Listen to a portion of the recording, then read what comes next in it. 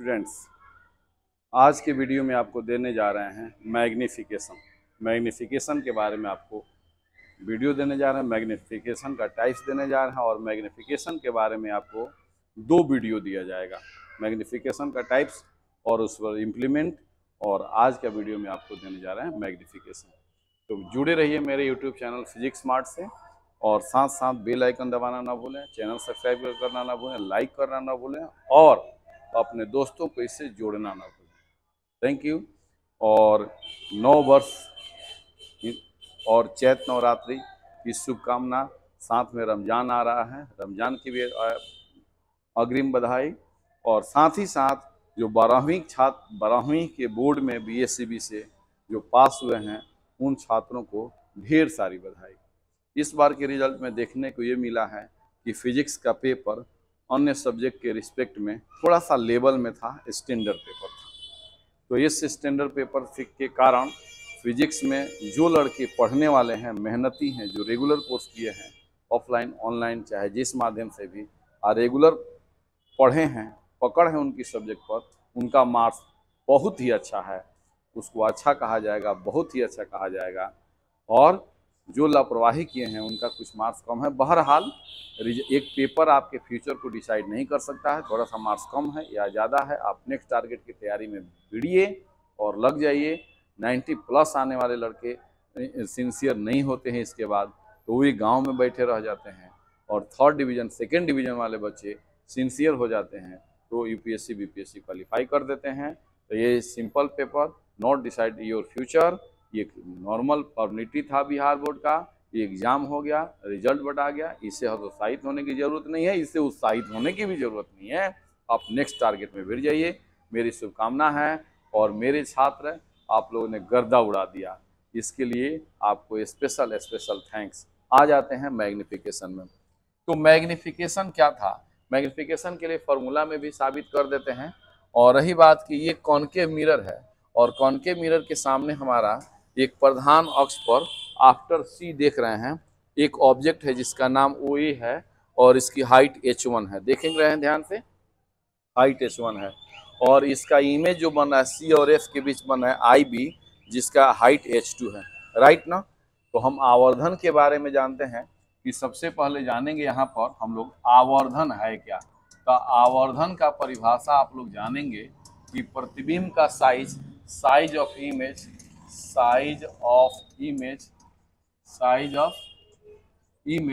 Upon size of object के बीच का जो रेशियो होता है, this is called magnification.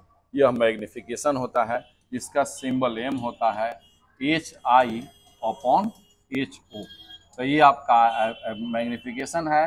Magnification का कोई यूनिट नहीं होता है, क्योंकि हाइट मापेंगे मीटर में, ऑब्जेक्ट की हाइट मापेंगे मीटर कैंसिल हो गया, सेंटीमीटर कैंसिल हो गया, जो कुछ भी हो वह यूनिट कैंसिल हो जाता है। ये डायमेंशनलेस है, इसकी बीमाहीन है, इसका कोई मात्रक नहीं होता है। हाँ, सिंबल स्मॉल m होता है। ये क्लियर हो गए।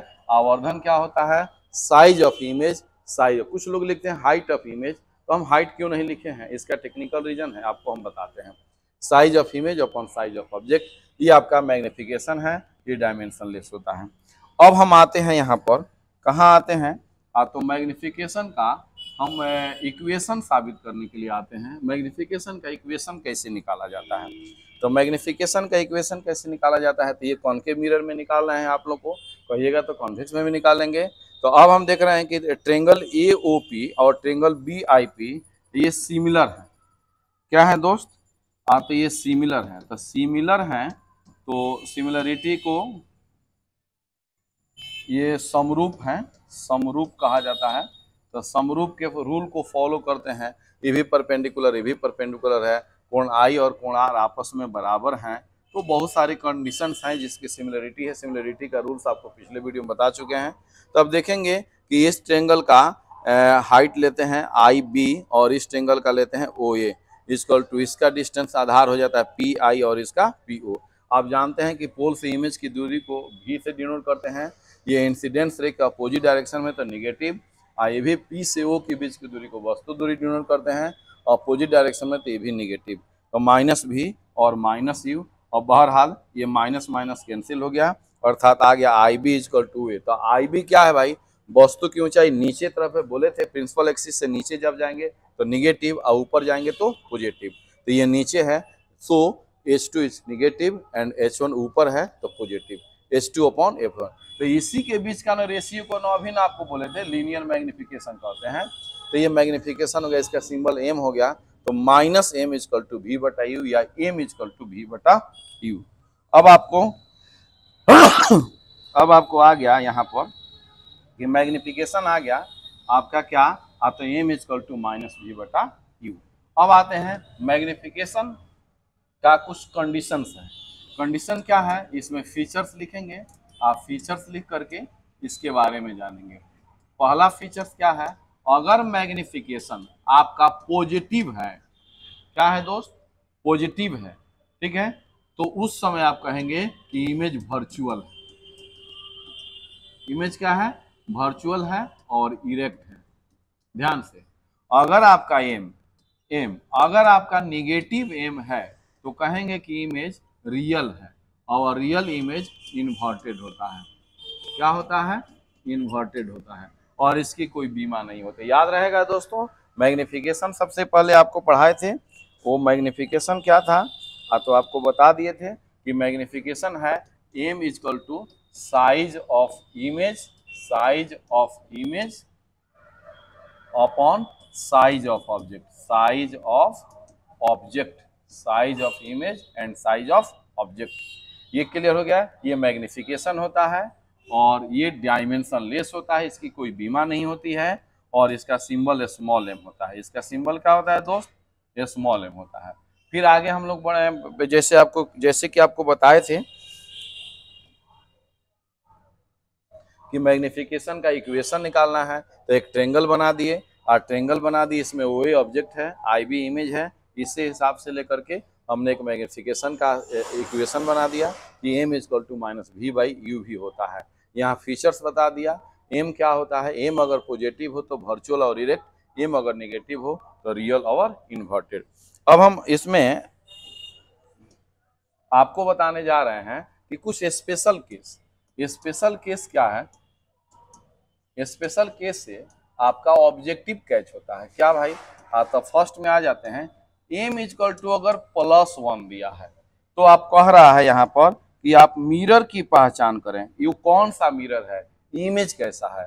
तो सबसे पहले इमेज का नेचर प्लस, तो वर्चुअल लिखेंगे, प्लस तो क्या लिखोगे, वर्चुअल। वर्चुअल का मतलब क्या होता है, जैसे कुछ लोगों का डिमांड है सर कि हिंदी में पढ़ाइए, हिंदी में पढ़ा रहे हैं भाई, इसका नाम है देसी फिजिक्स हाणु कॉन्सेप्ट, तो अब बता रहे हैं, सिर्फ आप डिमांड तो करो वर्चुअल।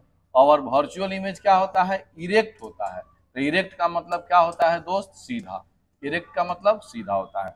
अब रही बात कि +1, तो +1 का मतलब होता है, इतना तो अंग्रेजी जान ही जाओगे ना, सेम साइज, समान आकार का। तो कौन सा मिरर है आप बता सकते हैं क्या, कि जो सेम साइज का इमेज बनाता है, वर्चुअल होता है। तो दिस इज प्लेन मिरर, ये है हमारा प्लेन मिरर। याद रहेगा आपको स्पेशल केस में। फिर आते हैं स्पेशल केस में नेक्स्ट, अगर एम का मान बड़ा है, एक से बड़ा है और पॉजिटिव है, एक से बड़ा है और क्या है, पॉजिटिव है, तो उस परिस्थिति में क्या करेंगे, प्लस का तो वही लिखेंगे भाई। फिर इसका हिंदी इंग्लिश नहीं ना समझ रहे हैं, वर्चुअल काल्पनिक होता है और इरेक्ट यानी कि सीधा होता है, इरेक्ट होता है। लेकिन m ग्रेटर देन 1 है, तो यानी कि लार्ज साइज का इमेज बना है। किससे लार्ज बना है भाई, तो विथ रिस्पेक्ट टू ऑब्जेक्ट, मैंने वस्तु के सापेक्ष प्रतिबिंब का साइज जो है बड़ा है, राइट। तो ऐसा कौन सा मिरर है जो मतलब कि बड़ा और काल्पनिक प्रतिबिंब बनाता है, तो वो होता है कॉनकेव मिरर। कौन सा मिरर, कॉनकेव मिरर। अगर यहीं पर हम दे देते हैं कि आगे बढ़ाते हैं, इसमें गंदा करना नहीं है, इसमें डिस्टर्ब हो जाएगा, याद नहीं कर पाएंगे। ए में बड़ा है और निगेटिव है, मैटर तो है, एम बड़ा है और निगेटिव है, तो फिर कह लेंगे कि निगेटिव का मतलब हो जाएगा रियल इमेज होता है इन्वर्टेड, रियल इमेज होता है इन्वर्टेड, और बड़ा तो इसका मतलब लार्ज साइज, बड़ा का मतलब होता है large size with respect to object. ठीक है, ये क्लियर हो गया। तो कौन सा मिरर है जो बड़ा भी बनाता है, उल्टा भी बनाता है और वास्तविक भी बनाता है, तो वो फिर हमारा हो गया वो कौन सा मिरर, तो कॉनकेव मिरर। कौन सा मिरर दोस्त, कॉनकेव मिरर। तो कॉनकेव मिरर ये देख रहे हैं, इसमें कॉनकेव मिरर में एक और फैसिलिटी है कि कॉनकेव मिरर बराबर भी बना देता है, यहाँ पर इक्वल का चिन्ह दे रहे हैं, तो वास्तविक और उल्टा प्रतिबिंब बराबर भी बना देता है। तो ये कॉनकेव मिरर के लिए स्पेशल केस हो गया क्या भाई, तो यहाँ पर बड़ा भी, छोटा भी, बराबर भी, प्लस भी और माइनस भी। समझे या कि नहीं समझे आप लोग, हमारा कंटेंट समझे कि नहीं समझे। ये कॉनकेव मिरर के लिए ये स्पेशल केस थोड़ा सा आप लोग समझ लीजिए। कॉनकेव मिरर के लिए हम लिख रहे हैं स्पेशल केस, समझ लीजिए थोड़ा सा। एम का मान बड़ा भी, छोटा भी, बराबर भी, प्लस भी और माइनस भी। बाप रे, इतना फैसिलिटी तो सिर्फ एक ही मिरर में हो सकता है, और वो है हमारा कॉनकेव मिरर। देख रहे हैं ना, इधर का चिन्ह बना है, यहाँ पर +1 कलर चेंज करने के लिए नहीं लिखे थे, +1 +1 +1, यहाँ पर +1 लिखना था। तो इतना फैसिलिटी तो सिर्फ कॉनकेव मिरर में ही मिल सकता है। देखिए, ये ग्रेटर देन का 1 से बड़ा, ये लेस देन का 1 से छोटा, ये इक्वल का तो बराबर, प्लस का मतलब वर्चुअल, माइनस का मतलब रियल। तो इतनी facility only one mirror acting कर सकता है, और वो हमारा कॉनकेव मिरर है। सिर्फ प्लस अब बराबर सेम साइज का होगा, तो वह कौन सा मिरर हो सकता है, तो वह सिर्फ प्लेन मिरर हो सकता है। आप बड़ा और वर्चुअल, इरेक्ट, ये कॉनकेव हो गया। तो कॉनकेव का तो सारा फीचर्स है, दोनों फीचर्स को हमने इसमें डाल दिया है। इससे हमको घबराने की जरूरत नहीं है। एक फीचर्स बच गया, और वह फीचर्स कौन बच गया, तो कॉन्वेक्स मिरर में। तो कॉन्वेक्स मिरर एक ऐसा मिरर है कि कॉन्वेक्स मिरर का एम जो होता है, कॉन्वेक्स मिरर का जो एम होता है वो हमेशा 1 से छोटा और वर्चुअल होता है, यानी कि हमेशा वो डिमिनिश्ड इमेज बनाता है, यानी कि प्लस का मतलब वर्चुअल, प्लस का मतलब वर्चुअल, और इरेक्ट इरेक्ट इरेक्ट, और क्या तो ये स्मॉल साइज, कौन साइज, स्मॉल साइज का बनाता है, किससे, विथ रिस्पेक्ट टू ऑब्जेक्ट। हमेशा वर्चुअल है, हमेशा दर्पण के पीछे बनाता है, हमेशा क्या बनाता है, दर्पण के पीछे। तो ये कौन सा मिरर है भाई, तो कॉन्वेक्स। इस पर ऑब्जेक्टिव क्वेश्चन मिलता है, इस पर एनडीए में एक टैली मार्क बनाने के लिए, मिलान करने के लिए आता है, इस पर फोकस करेंगे। फिर से याद करें दोस्त, फिर से याद करें। तो हमारे पास क्या है, एम का मान अगर +1 होगा तो उसको प्लस का मतलब वर्चुअल, इरेक्ट, सेम साइज, तो वह प्लेन मिरर हो सकता है। यहाँ पर इस बॉक्स में आ जाइए, एम का मान 1 से बड़ा, 1 से छोटा, 1 के बराबर, प्लस और माइनस। तो इतनी फैसिलिटी सिर्फ कॉनकेव मिरर में हो सकता है। बड़ा मतलब बड़ा आप लोग समझ रहे हैं, छोटा मतलब वस्तु से छोटा, बराबर माने वस्तु का बराबर, प्लस का मतलब वर्चुअल इरेक्ट यानी काल्पनिक सीधा, माइनस का मतलब इन्वर्टेड और रियल यानी कि वास्तविक और उल्टा। इस तरह से ऑब्जेक्टिव करना नहीं भूलेंगे। लाइव क्लास में तो हम आएंगे ही ऑब्जेक्टिव करने के लिए, ऑब्जेक्टिव का सेट भी देंगे, यूट्यूब पर भी पीडीएफ में अपलोड किया जाएगा और एप्लीकेशन में भी अपलोड किया जाएगा। टॉपिक वाइज ऑब्जेक्टिव का भरमार है, जिसे बीसीएसई एनडीए क्वेश्चन का बनाइएगा। और अभी जो पिछला एनडीए का क्वेश्चन हुआ, हम तो पेज वाइज क्वेश्चन वाइज बता दिए थे कि एक क्वेश्चन आया था और सेम वही क्वेश्चन आया। इसीलिए आप कॉम्पिटिटिव पढ़ना नहीं भूलेंगे, कंपटीशन पर फोकस करें। Board this is no matter. अब आते हैं मैग्निफिकेशन का टाइप्स। मैग्निफिकेशन चूंकि 10 तो है नहीं, ये 10 क्लास तो है नहीं कि मैग्निफिकेशन, लीनियर मैग्निफिकेशन पढ़ा दें, और मैग्निफिकेशन का टाइप्स पढ़ाने जा रहे हैं। तो सबसे पहला मैग्निफिकेशन इसको कहते हैं लीनियर मैग्निफिकेशन। लीनियर कहिए या इसको ट्रांसवर्स कहिए या इसको लैटरल कहिए, ये मैग्निफिकेशन। ध्यान से, मैग्निफिकेशन नाम आप लोग पढ़ते हैं, बहुत सारे लड़के कहते हैं कि सर इसमें हम लोग कंफ्यूज हो रहे हैं। कंफ्यूज होने की जरूरत नहीं है, आप नाम से मत घबराइए। लीनियर, रेखीय आवर्धन, अनुप्रस्थ आवर्धन, अनुप्रस्थ आवर्धन, लैटरल इनवर्स यानी पार्श्व आवर्धन कहलाता है। तो लीनियर रेखीय आवर्धन कहा जाता है। क्या कहा जाता है? रेखीय आवर्धन, इसी चीज को कहते हैं। और यही कहलाता है अनुप्रस्थ आवर्धन, अनुप्रस्थ आवर्धन। अब हमारा लड़का कह रहा है कि इसको अनुप्रस्थ आवर्धन क्यों करें, तो ये मिरर है और ये ऊपर वस्तु है, इसका साइज जो प्रतिबिंब नीचे बन रहा है या वर्चुअल इमेज ऐसे ऊपर बन रहा है, तो हम लंबवत माने किसी वस्तु की हाइट के रूप में उसका साइज मेजरमेंट करते हैं। किसके रूप में? हाइट, लंबाई, ऊंचाई, ऊंचाई और गहराई के रूप में हम लोग नीचे और ऊपर मेजरमेंट करते हैं। इसीलिए इसको अनुप्रस्थ आवर्धन, ट्रांसवर्स मैग्निफिकेशन भी कहा जाता है। रेखा के रूप में लंबाई, ऊंचाई लिया जाता है, इसकी ऊंचाई को ऊपर नीचे करके मेजरमेंट करते हैं, इसलिए रेखीय आवर्धन करते हैं। तो ये आवर्धन का पहला प्रकार है, ध्यान रहे बात। तो इसका आवर्धन का होता है एम इक्वल टू क्या भाई दोस्त?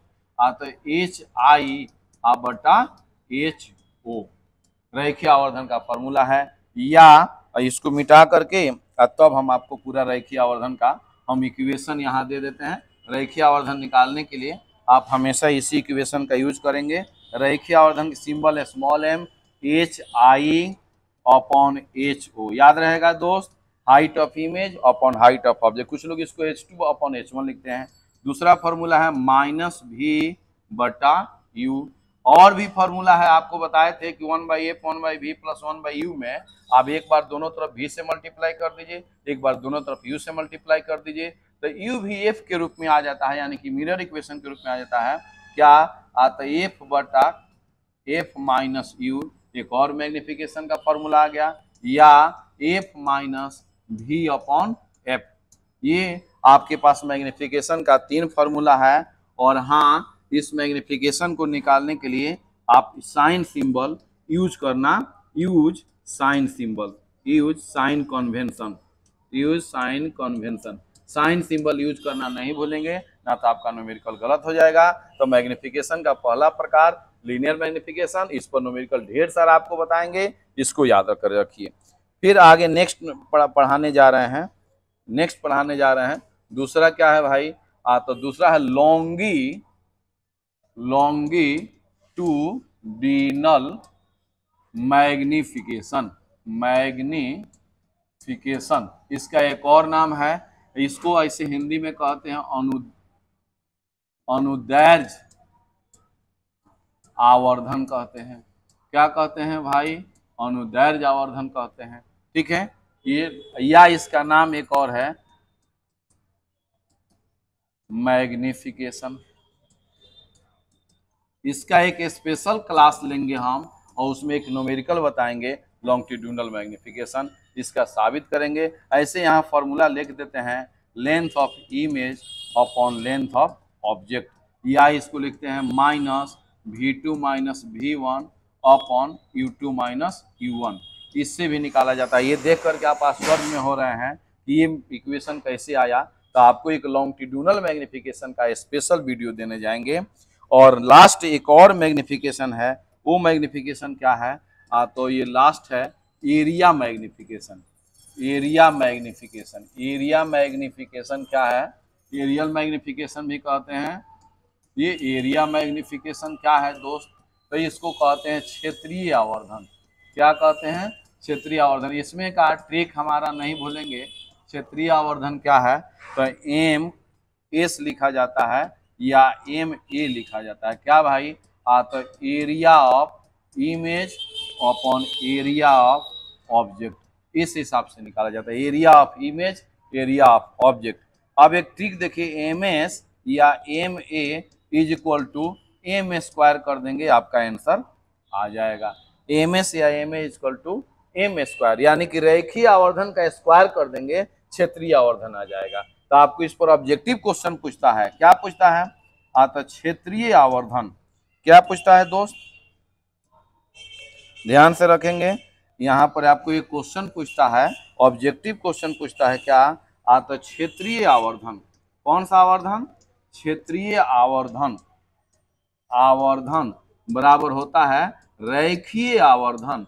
रेखीय आवर्धन, रेखीय आवर्धन का हम लोग स्क्वायर कर देंगे, ये क्षेत्रीय आवर्धन के बराबर होता है। ये ऑब्जेक्टिव क्वेश्चन पूछता है, इसको देखना नहीं भूलेंगे।